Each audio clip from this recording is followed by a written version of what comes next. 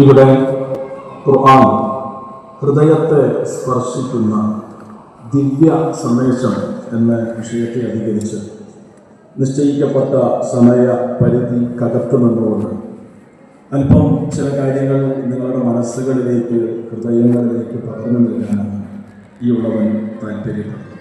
ശ്രദ്ധയോടെ ഈ വിഷയത്തിൻ്റെ കൂടെ സഞ്ചരിക്കണമേ എന്ന് ഓർമ്മപ്പെടുത്തുന്നു. അല്ലാഹു സഹായിക്കുന്നു. നമ്മെ സംബന്ധിച്ചിടത്തോളം ലോകത്ത് ലക്ഷോപലക്ഷം ഗ്രന്ഥങ്ങളുണ്ട്. അക്കൂട്ടത്തിൽ മത ദാർശനിക ഗ്രന്ഥങ്ങളുണ്ട്. അതോടൊപ്പം തന്നെ ചരിത്ര ശാസ്ത്ര സാഹിത്യ കൃതികളും ഗ്രന്ഥങ്ങളുണ്ട്. പക്ഷേ ഈ ലക്ഷോപലക്ഷം ഗ്രന്ഥങ്ങൾക്കിടയിൽ മത ശാസ്ത്ര ധർമ്മശാസ്ത്ര സാഹിത്യ മേഖലകളിലെല്ലാം രചിക്കപ്പെട്ട ഒരുപാട് ഗ്രന്ഥങ്ങൾക്കിടയിൽ ലോകത്തെ ഏറെ ചർച്ച ചെയ്യപ്പെട്ട മതഭേദ പ്രമാണങ്ങൾക്കിടയിൽ ഖുർആൻ വേറിട്ട് നിൽക്കുക. എന്താണ് വിശുദ്ധ ഖുർആൻ ഇത്രമേൽ വേറിട്ട് നിൽക്കാനുള്ള കാരണം എന്ന ചോദ്യത്തിന് ഈ മഹാപ്രപഞ്ചത്തിന്റെ സട്ടാവിന്റെ ഒരു മറുപടി ഉണ്ട്. അതെ, തൻസീലുൽ റബ്ബിൽ ആലമീൻ. ഇത് ലോകങ്ങളുടെ നാഥനിൽ നിന്ന് അവതരിപ്പിക്കപ്പെട്ട ഗ്രന്ഥമാണ്. ഈ മഹാപ്രപഞ്ചത്തെ സൃഷ്ടിച്ച് പരിപാലിച്ചു കൊണ്ടിരിക്കുന്ന പരമാണു മുതൽ പരകോടി സൃഷ്ടിവർഗങ്ങളെയെല്ലാം സൃഷ്ടിച്ചു പരിപാലിച്ചു കൊണ്ടിരിക്കുന്ന ഈ സൃഷ്ടി മഹാപ്രപഞ്ചത്തിന്റെ നാഥനിൽ നിന്നും അവതരിപ്പിക്കപ്പെട്ട ഗ്രന്ഥമാണ്. അതുകൊണ്ട് തന്നെ അതിന്റെ തനിമയും അതിന്റെ മഹത്വവും അതിന്റെ ഔന്നിത്യവും ഉജ്ജ്വലമാണ് എന്നതാണ് ചുരുക്കം. സ്വാഭാവികമായും അള്ളാഹുവിന്റെ വരികളും വർത്തമാനങ്ങളുമായതുകൊണ്ട് തന്നെ ഇത് നിരന്തരം ജനമനസ്സുകളോട് സംവദിച്ചു കൊണ്ടിരിക്കുകയാണ്. വിശുദ്ധ ഖുർആൻ സംസാരിക്കുന്നതും സംവദിക്കുന്നതും മനുഷ്യന്റെ ഹൃദയങ്ങളോടാണ്. സ്വാഭാവികമായും ആ ഹൃദയങ്ങളിൽ പരിവർത്തനങ്ങളുണ്ടാകും, മാറ്റങ്ങൾ ഉണ്ടാകും. എന്തെന്നല്ലാത്ത തരത്തിൽ വിശുദ്ധ ഖുർആൻ ഹൃദയത്തോട് വർത്തമാനം പറയുമ്പോൾ സ്വാഭാവികമായ പരിവർത്തനങ്ങൾക്ക് മനുഷ്യൻ സാക്ഷിയാണ്. തീർച്ചയായും നമ്മുടെ വിഷയവും ഖുർആൻ ഹൃദയത്തെ സ്പർശിക്കുന്ന ദിവ്യ സന്ദേശം എന്നാണ്. അള്ളാഹുവിന്റെ വരികൾ നിരന്തരം ജനങ്ങൾക്കിടയിൽ ഇന്ന് ചർച്ചയായിക്കൊണ്ടേയിരിക്കുകയാണ്. അള്ളാഹു പറയുകയാണ്, അള്ളാഹുവാണ് ഏറ്റവും ഉത്തമമായ വർത്തമാനം അവതരിപ്പിച്ചവൻ.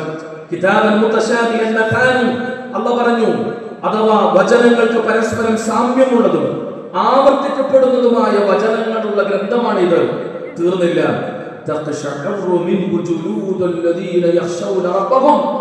പടച്ച റബ്ബിനെ ഭയക്കുന്ന അല്ലാഹുവിനെ പേടിക്കുന്ന ആളുകളുടെ ചർമ്മങ്ങളിൽ അവർക്ക് രോമാഞ്ചം ഉണ്ടാകുമെന്നാണ് അള്ളാഹു പറഞ്ഞത്. അള്ളാഹുവിന്റെ ദിവ്യ സന്ദേശത്തിന്റെ വരികളിലൂടെ കണ്ണോടിക്കുമ്പോൾ, ആ ആയത്തുകളെ ഹൃദയം കൊണ്ട് സ്വീകരിക്കുമ്പോൾ, അത് കർമ്മപുടങ്ങൾക്കകത്തേക്ക് വല്ലാതെ അടിച്ചു വീശുമ്പോൾ എന്തെന്നില്ലാത്ത പ്രതികരണങ്ങൾ വിശ്വാസികളുടെ ഹൃദയങ്ങളിലും അവരുടെ ജീവിതത്തിലും ഉണ്ടാകും.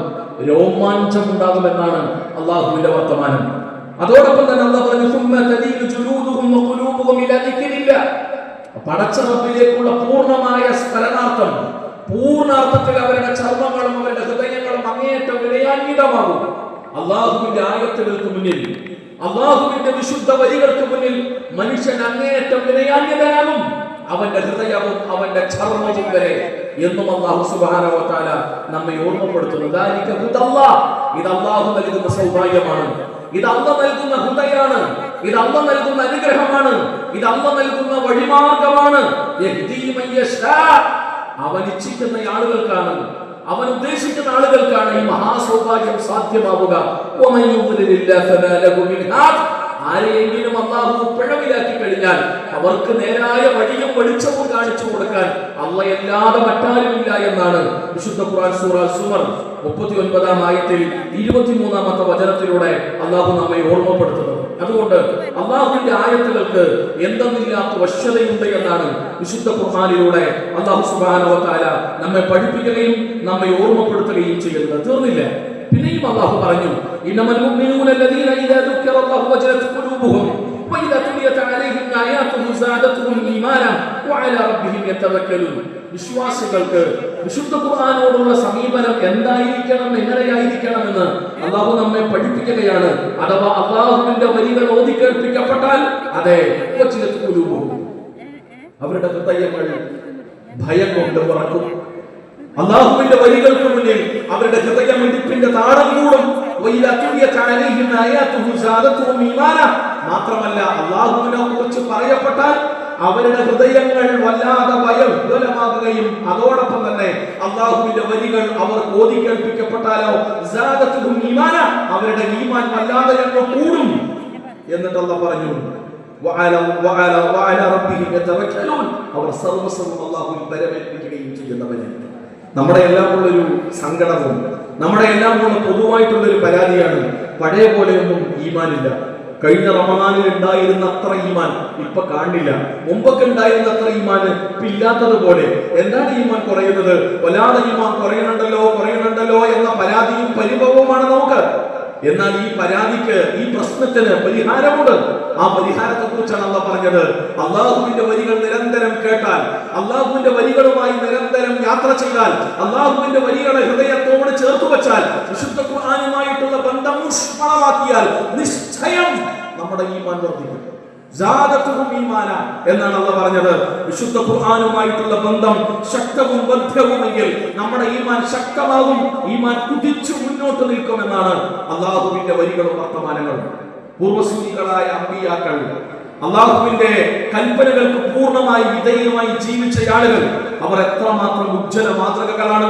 പൂർവ്വസൂരികളായ മുൻഗാമികളായ അമ്പിയാക്കളെല്ലാം പിന്നീട് നമുക്ക് റസൂലുള്ളാഹി സ്വല്ലല്ലാഹു അലൈഹി വസല്ലമയോടൊപ്പം ഖുർആന്റെ ആയത്തുകൾ കേട്ട് ജീവിച്ച് ജീവിതത്തിൽ പരിവർത്തനങ്ങൾ ലോകത്തിന് കാണിച്ചു തന്ന ശ്രദ്ധേയരായ സഹാബാക്കളെയും നമുക്ക് ചരിത്രത്തിൽ കാണാം.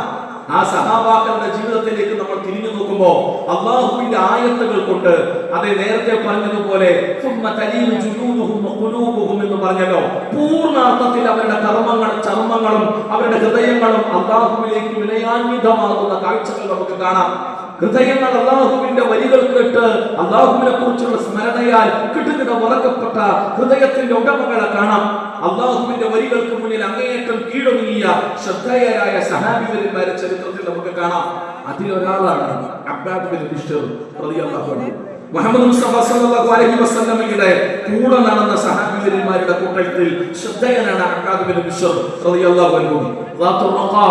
ആ യുദ്ധം കഴിഞ്ഞ് തിരിച്ചു മടങ്ങുന്ന വഴിയിൽ നബിയും സഹാബത്തും വല്ലാതെ ക്ഷീണിതരാണ്. അവർ വിശ്രമിക്കാൻ തീരുമാനിച്ചു.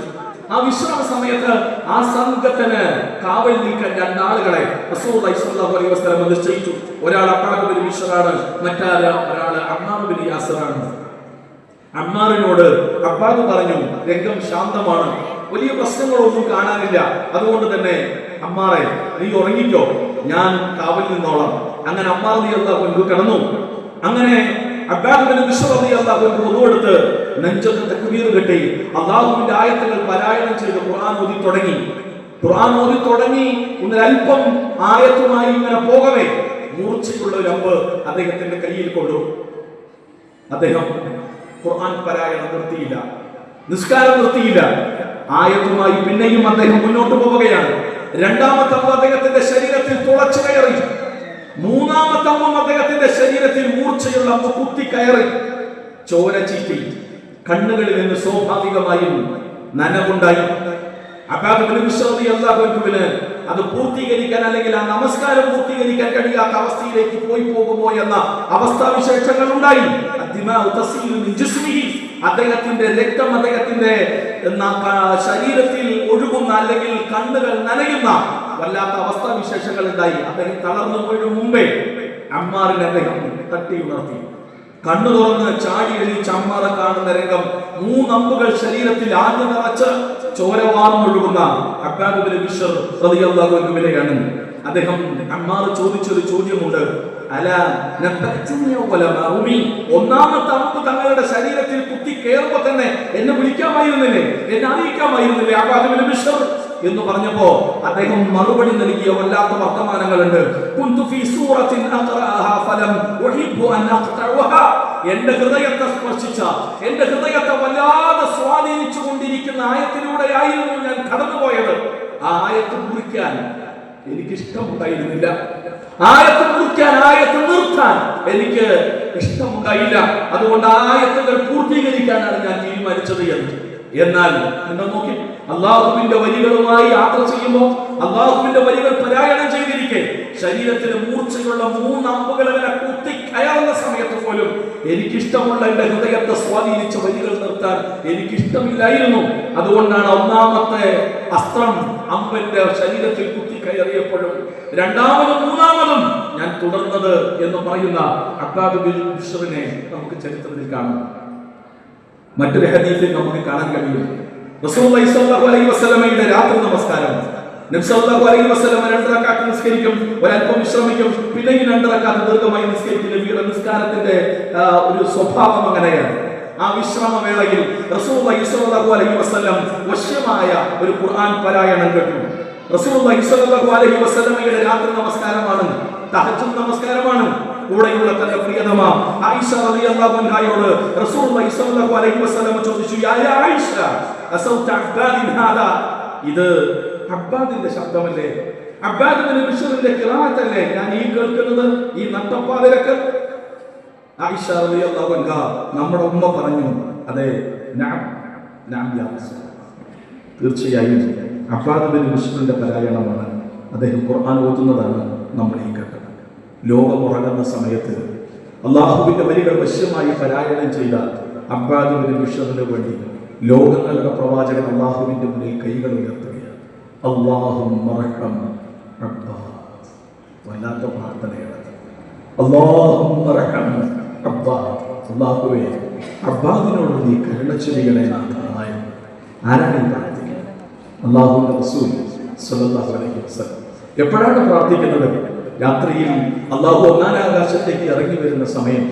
ആർക്കു വേണ്ടിയാണ് പ്രാർത്ഥിക്കുന്നത്? ഖുർആനിന്റെ ഹൃദയത്തിലെത്തിയ ഒരു വലിയ മനുഷ്യന് വേണ്ടി, അബ്ബാദ് ബിൻ ബിശ്ർ എന്ന സഹാബിക്ക് വേണ്ടി. ആ പ്രാർത്ഥന അള്ളാഹു തട്ടിക്കളയുമോ, തള്ളിക്കളയുമോ? അള്ളാഹുവിന്റെ ഗ്രന്ഥം അത് ഹൃദയത്തെ സ്പർശിക്കുന്ന ദിവ്യ സന്ദേശമാണ് എന്ന് ആഴത്തിൽ ഉൾക്കൊണ്ടയാളായിരുന്നു അബ്ബാദ് ബിൻ ബിശ്ർ.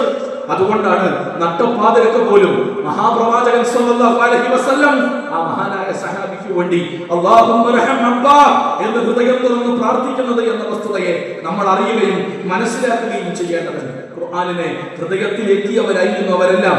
അക്കൂട്ടത്തിൽ സഹാബിയായ മറ്റൊരു സഹാബിയെ നമുക്ക് കാണാം. അദ്ദേഹം അൻസാരിയാണ്. മറ്റൊരു അൻസാരിയായ സഹാബിയുണ്ട്, അബ്ബാദ് ബിൻ ബിശ്ർ. 45-ാമത്തെ വയസ്സിൽ മുസൈലിമത്തുൽ കദ്ദാബുമായിട്ടുള്ള യുദ്ധത്തിൽ രക്തസാക്ഷിയാവുകയാണ് ഉണ്ടായത്. 45-ാമത്തെ വയസ്സിൽ അയ്യസമകാരന്റെ പ്രായത്തിലാണ് അദ്ദേഹം ഈ ലോകത്ത് നിന്ന് വിട പറയുന്നത് എന്ന് നമ്മൾ അറിയണം. മറ്റൊരാൾ അൻസാരി തന്നെയായിരുന്ന ഉസൈദ് ബിൻ ഹുദൈർ റളിയല്ലാഹു അൻഹു. അദ്ദേഹത്തിന്റെ യാത്രയിൽ തന്റെ മകൻ യഹീയുമായിട്ടുള്ള യാത്രയിൽ ഒരിടത്ത് അദ്ദേഹം യാത്രാ വാഹനത്തെ, കുതിരയെ കെട്ടിയിട്ട് സൂറ ബഖറ പാരായണം ചെയ്തുകൊണ്ട് അദ്ദേഹം രാത്രി നമസ്കാരം നിർവഹിക്കുകയാണ്. കുതിര വല്ലാതെ ശബ്ദമെടുത്ത് കുതിര ചാടുന്നുണ്ട്. തന്റെ മകൻ യഹീയും അടുത്തുണ്ട്. ആ തന്റെ പൊന്നുമകന് അപകടം സംഭവിക്കാമോ എന്നുവരെ കരുതാവുന്ന ഘട്ടങ്ങളിൽ അദ്ദേഹത്തിന്റെ വിശുദ്ധ ഖുർആൻ പാരായണം ചെയ്ത് കഴിഞ്ഞ് കുതിരയുടെ അടുത്ത് വെച്ച് പിന്നെ ആകാശത്തേക്ക് നോക്കിക്കൊണ്ടാണ് കുതിര അങ്ങനെ ചാടുന്നത്. അദ്ദേഹം സ്വാഭാവികമായും മുകളിലേക്ക് ആകാശത്തേക്ക് നോക്കി. ആ സമയത്ത് ഉസൈദ് ബിൻ ഹുദൈർ റളിയല്ലാഹു അൻഹു പറയുന്ന ഒരു വർത്തമാനമുണ്ട്. അതെ, ആകാശത്ത് നിന്ന് ഒരു മേഘക്കെട്ട് പോലെ എന്തോ ഒന്ന്, അതിൽ തിളക്കമുള്ള വിളക്ക് പോലെ എന്തോ ഒന്ന് ഇങ്ങനെ ഉതിർന്നിറങ്ങി വരുന്ന ഒരു വല്ലാത്ത കാഴ്ച ഞാൻ കണ്ടു. പിറ്റേന്ന് റസൂലുള്ളാഹി സ്വല്ലല്ലാഹു അലൈഹി വസല്ലമയോട് പോയി ചോദിച്ചു, നബിയെ, ഇങ്ങനെ ഒരു അനുഭവം ഉണ്ടായി. ഇന്നലെ രാത്രി വിശുദ്ധ ഖുർആൻ സൂറ ബഖറ ഞാൻ പാരായണം ചെയ്തു. രാത്രിയിൽ കുതിര ഇങ്ങനെ വല്ലാതെ ചാടി. ഞാൻ ആകാശത്തേക്ക് നോക്കി, കുതിരയും ആകാശത്ത് നോക്കി ശബ്ദിക്കുന്ന രംഗമാണ് ഞാൻ കണ്ടത്.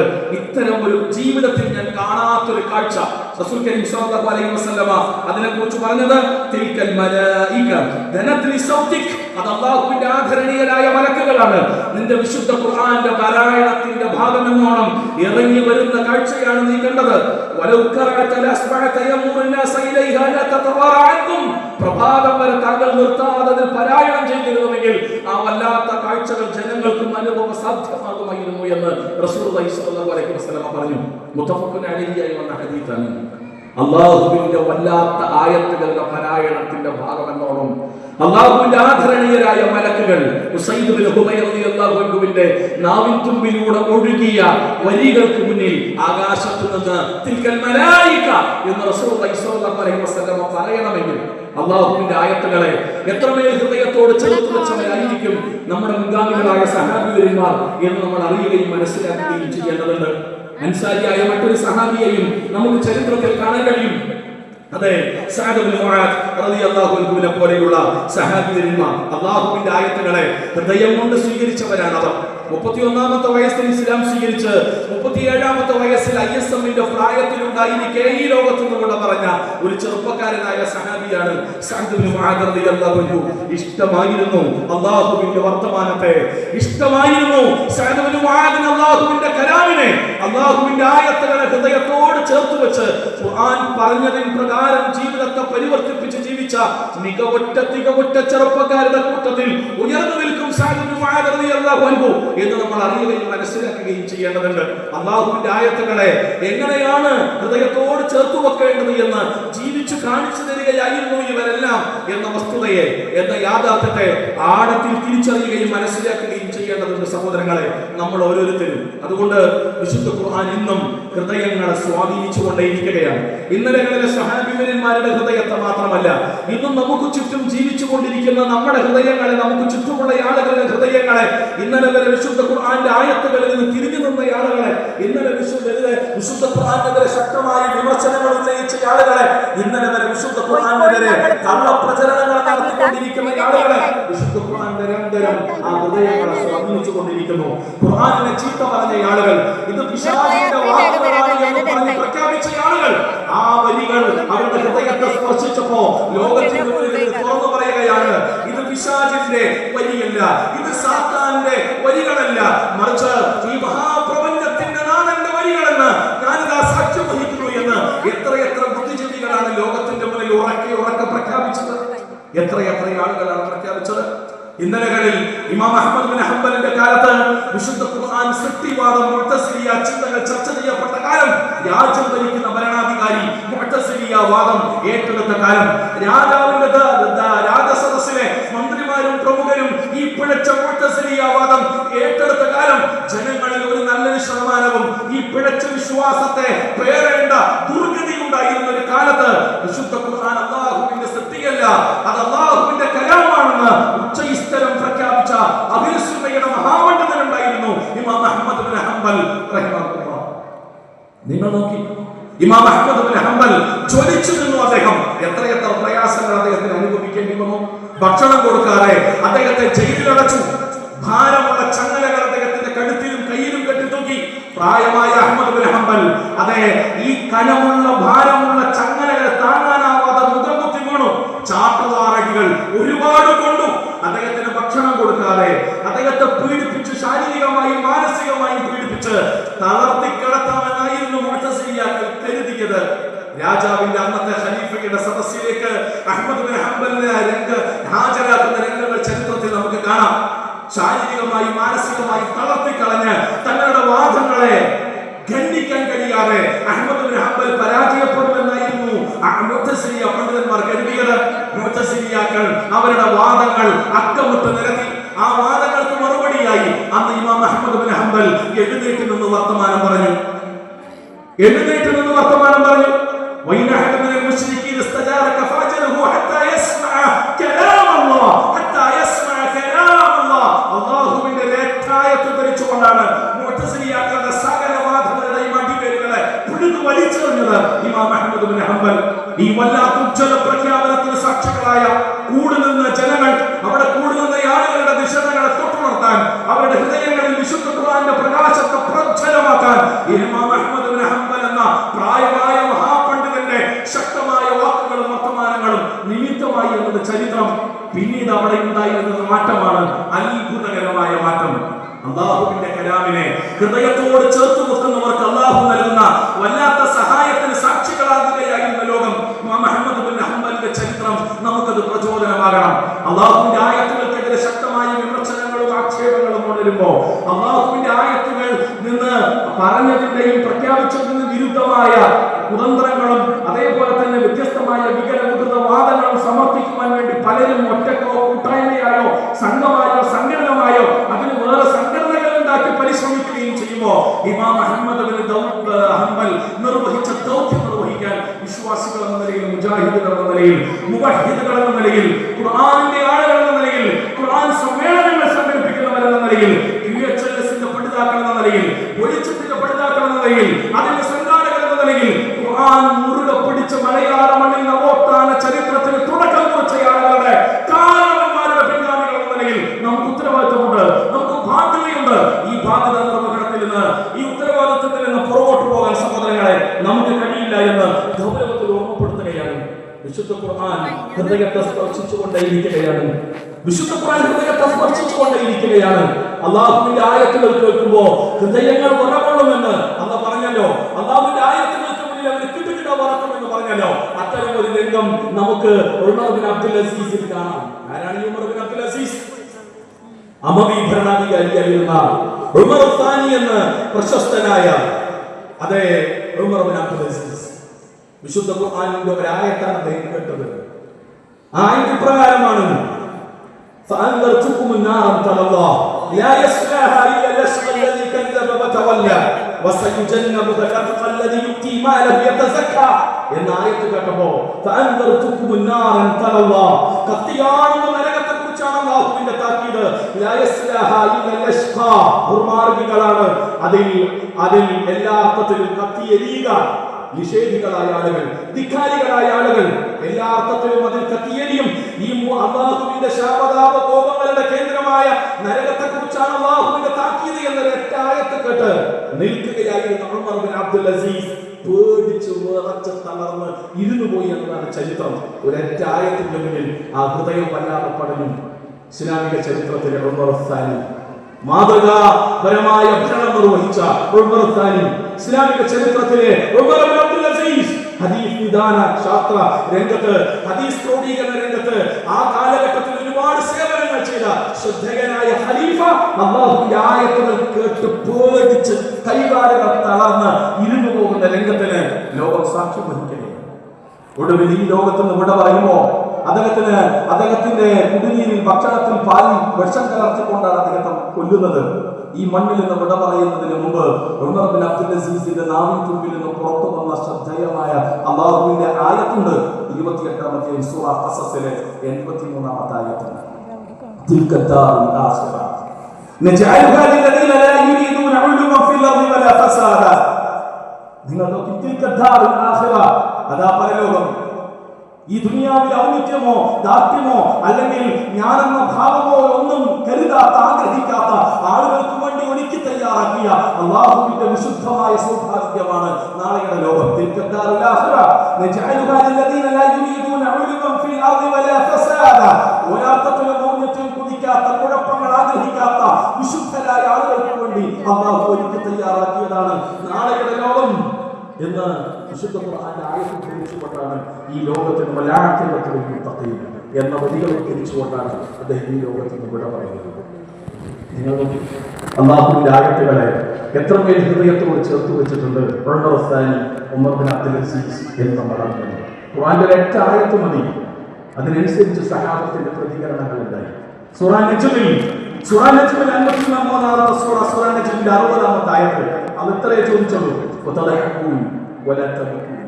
നിങ്ങൾ ചിരിക്കുകയാണ്, നിങ്ങൾ എന്താണ് കരയാത്തത്? നിങ്ങൾ അശ്രദ്ധമായി മുന്നോട്ട് പോവുകയാണോ? ഇത്രയേ അല്ല ചോദിച്ചുള്ളൂ. ചിരിക്കുക, കരയില്ലേ എന്നേ അല്ല ചോദിച്ചുള്ളൂ. ചിരിക്കുകയാണോ എന്നേ കരയാത്തത് എന്ന് ചോദിച്ചപ്പോ അല്ലാഹുവിന്റെ ആയത്തുകൾ കേട്ട സഹാബത്ത് ഒന്നടങ്കം കരഞ്ഞു.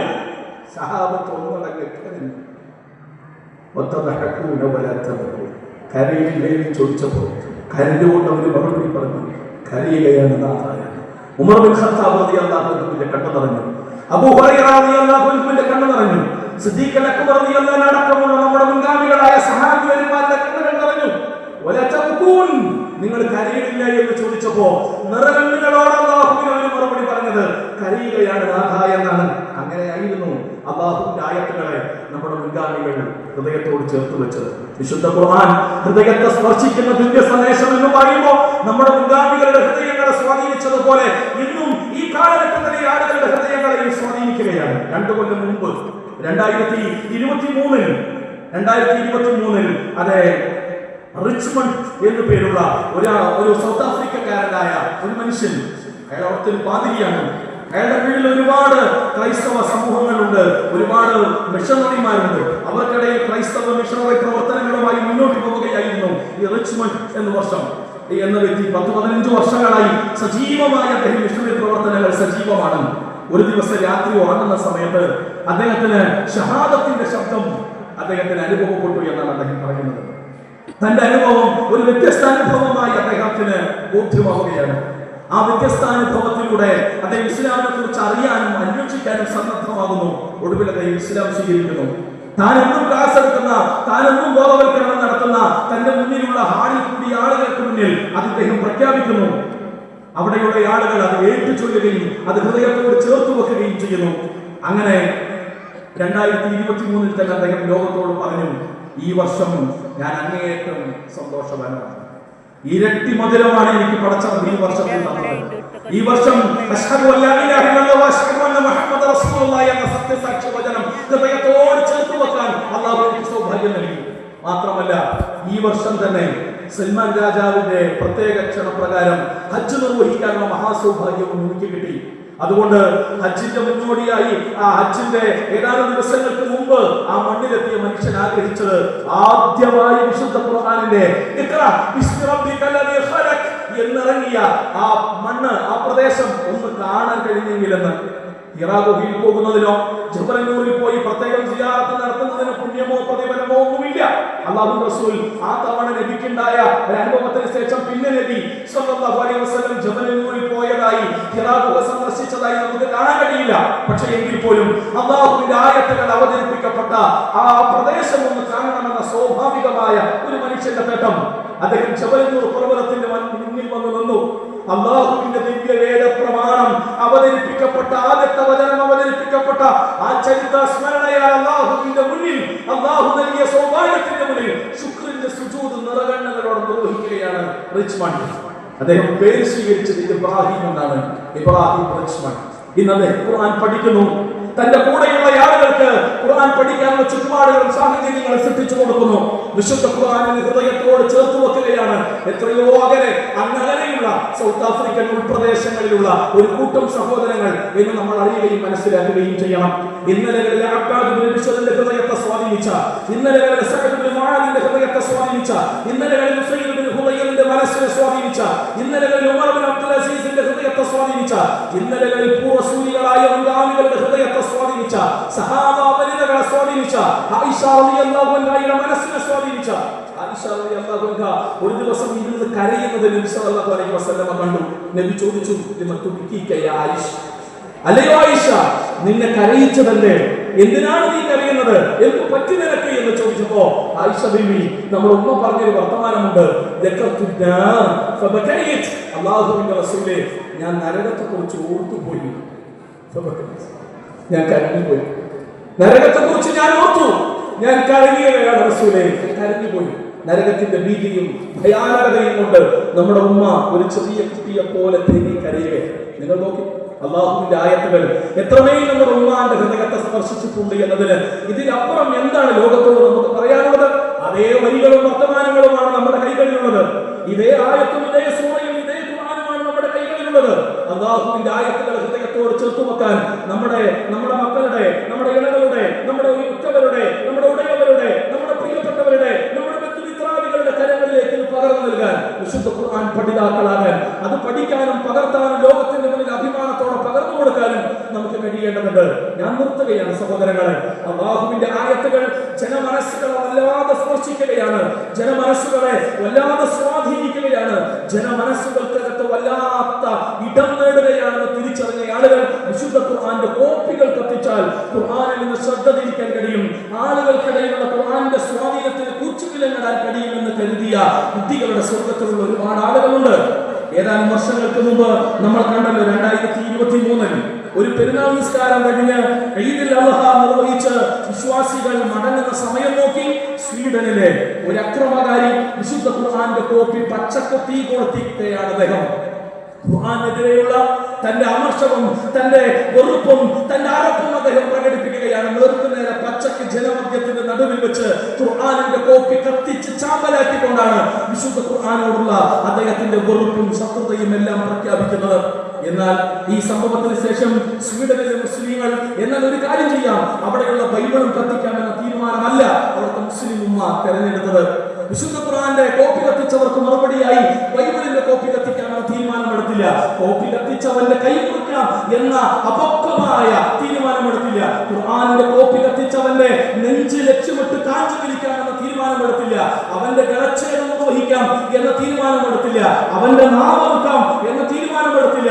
അവിടെയുള്ള മുസ്ലിങ്ങളെല്ലാം ഒന്നടങ്കം സംഘടിച്ച്, അവിടെയുള്ള മുസ്ലിങ്ങൾ പരമാവധി ആളുകൾ സംഘടിച്ച് വിശുദ്ധ ഖുർആനിന്റെ സൂറ ഇഖ്ലാസും സൂറ ഫലഖും സൂറ നാസും ഒരുമിച്ച് ഖുർആൻ കൈകളിൽ എന്തിക്കൊണ്ട് സൂറ ഇഖ്ലാസും ഫലഖും നാസും ഒരുമിച്ച് പാരായണം ചെയ്തുകൊണ്ട് വിശുദ്ധ ഖുർആന്റെ വരികളെ നിങ്ങൾ സ്വീഡൻ ജനസമൂഹമേ, അല്ലാഹുവിന്റെ ഗ്രന്ഥം നിങ്ങളൊന്ന് പഠിക്കാൻ തയ്യാറാകണമേ.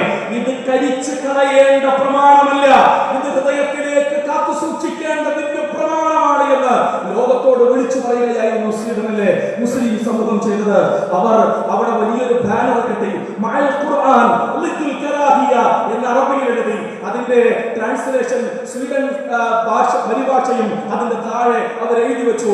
മഅൽ ഖുർആൻ, ഖുർആനിന്റെ കൂടെ ലിത്തുൽ കറാഹിയ, വെറുപ്പിനെതിരെ, ഇസ്ലാമോഫോബിയക്കെതിരെ, അറപ്പും വെറുപ്പും പ്രചരിപ്പിക്കുന്നതിനെതിരെ ഇതാ ഖുർആനിന്റെ കൂടെ എന്ന പ്രഖ്യാപനവുമായി ഖുർആനിലെ അവസാനത്തെ 3 സൂറകൾ ഒരുമിച്ച് പാരായണം ചെയ്തുകൊണ്ടാണ് അവർ ആ രംഗത്ത് ശ്രദ്ധേയമായ ഇടപെടൽ നടത്തിയത്. തീർന്നില്ല, അവിടെയുള്ള ആളുകളുടെ കൈകളിലേക്ക് വിശുദ്ധ ഖുർആനിന്റെ അവരുടെ ഭാഷയിൽ വായിക്കാൻ കഴിയുന്ന വിധം, സ്വീഡിഷ് ഭാഷയിൽ അവർക്ക് വായിക്കാൻ കഴിയുന്ന വിധം ഖുർആന്റെ പരിഭാഷകൾ എത്തിക്കാൻ ഒരു തീരുമാനമെടുത്തു. ആ തീരുമാനം മനസ്സിലാക്കിയ കുവൈറ്റ് ഗവൺമെന്റ് 1 ലക്ഷം ഖുർആനിന്റെ കോപ്പികൾ, 1 ലക്ഷം ഖുർആൻ ട്രാൻസ്ലേഷൻ അവർക്ക് അവിടെ വിതരണം ചെയ്യാനുള്ള സാമ്പത്തിക പ്രഖ്യാപനവും കുവൈറ്റ് ഗവൺമെന്റ് പ്രഖ്യാപിക്കുകയും ചെയ്തു. വീടുണ്ടാകുന്നതിനും കവലകളിൽ തോറും അല്ലാഹുവിന്റെ ആയത്തുകളുടെ പരിഭാഷ ആ പൊതുസമൂഹത്തിന്റെ ഹൃദയത്തിലേക്ക്, കൈകളിലേക്ക് പകർന്നു നൽകുകയാണ് അവിടെയുള്ള മുസ്ലിം സമൂഹം ചെയ്തത്. ഇന്ന് നിങ്ങൾ സ്വീഡന്റെ ചരിത്രം നോക്കൂ. ഇന്നലകളിൽ നിന്ന് മാറി ഇന്നവിടെ ഏറ്റവും കൂടുതൽ ചർച്ച ചെയ്യപ്പെടുന്ന ഒരു മതം ഇസ്ലാമാണ്. അവർക്കിടയിൽ ഏറ്റവും കൂടുതൽ ചർച്ച ചെയ്യപ്പെടുന്നത് അല്ലാഹുവിന്റെ ഗ്രന്ഥമാണ്. അവർക്കിടയിൽ കൂടുതൽ ആളുകൾ ഹൃദയത്തോട് ഇസ്ലാമിലെയും വിശുദ്ധ ഖുർആനെയും ചേർത്ത് നിൽക്കുന്ന വല്ലാത്ത സന്തോഷകരമായ നിമിഷങ്ങൾക്ക് ഇന്ന് നമ്മൾ സാക്ഷികളാണ് എന്ന് നമ്മൾ തിരിച്ചറിയേണ്ടതുണ്ട്. അതോടൊപ്പം തന്നെ 9/12/2023 ഒരു നിയമം കടന്നു വരികയാണ് ഡെൻമാർക്കിൽ. ഈ നിയമം എന്താണ്? വിശുദ്ധ ഖുർആനിനെ പബ്ലിക്കായി വെച്ച് ഇത്തരം കത്തിച്ച് ചാമ്പലാക്കുന്ന നടപടിക്രമങ്ങൾ അതിക്രമമാണ്. അതിനെതിരെ നിയമം നടപ്പിലാക്കുകയാണ് അങ്ങകലെ ഡെൻമാർക്കിൽ. അതിനു മുമ്പ് ഖുർആൻ നിരന്തരം കത്തിക്കപ്പെട്ടുകൊണ്ടിരുന്ന ഒരു മണ്ണിൽ ഖുർആൻ കത്തിച്ചവർക്കെതിരെയുള്ള നിയമ നടപടിക്ക് ഡെൻമാർക്ക് ഗവൺമെന്റ് ശക്തമായ ഇടപെടലുകൾ ഉണ്ടാകുന്ന ഒരു ചിത്രം ഡെൻമാർക്കിൽ നമുക്ക് കാണാം. ഒരു വശത്ത് സ്വീഡനിൽ അല്ലാഹുവിന്റെ ആയത്തുകൾ ഹൃദയത്തോട് ചേർത്തു വെക്കാനും പഠിക്കാനും താല്പര്യപ്പെടുന്ന ആളുകളുടെ എണ്ണം കൂടുന്നു. സ്വീഡനിലാകട്ടെ, ഡെൻമാർക്കിലാകട്ടെ, ജർമ്മനിയിലാകട്ടെ, യൂറോപ്യൻ രാജ്യങ്ങളിലാകട്ടെ അല്ലാഹുവിന്റെ ഗ്രന്ഥം ഇന്ന് സജീവ ചർച്ചയ്ക്ക് വിധേയമാവുകയാണ്. അതുകൊണ്ട് അല്ലാഹുവിന്റെ ഗ്രന്ഥവുമായി നമുക്ക് മുന്നോട്ട് പോകാം. വിശുദ്ധ ഖുർആൻ പറഞ്ഞതുപോലെ, വളരെ കൃത്യമായി അല്ലാഹു ഓർമ്മപ്പെടുത്തിയതുപോലെ, എത്ര ഹൃദയങ്ങളുടെ വാതിലുകളാണ് പടച്ചറപ്പ് തുറന്നിട്ടുള്ളത്. നിങ്ങൾ എന്താണ് ഖുർആൻ പഠിക്കാൻ തയ്യാറാകാത്തത്? നിങ്ങൾ എന്തുകൊണ്ട് ഖുർആൻ പഠിക്കുന്നില്ല? നിങ്ങൾ എന്തുകൊണ്ട് ഖുർആനിനെ കുറിച്ച് ചിന്തിക്കുന്നില്ല? എന്തുകൊണ്ട് നിങ്ങൾ വിശുദ്ധ ഖുർആനിന്റെ മുന്നിൽ നിങ്ങളുടെ ഹൃദയങ്ങളെ നിങ്ങൾ തുറക്കുന്നില്ല? അതല്ല, നിങ്ങളുടെ ഹൃദയങ്ങളെ നിങ്ങൾ പൂട്ടിയിരിക്കുകയാണോ എന്നാണ് വിശുദ്ധ ഖുർആന്റെ ചോദ്യം.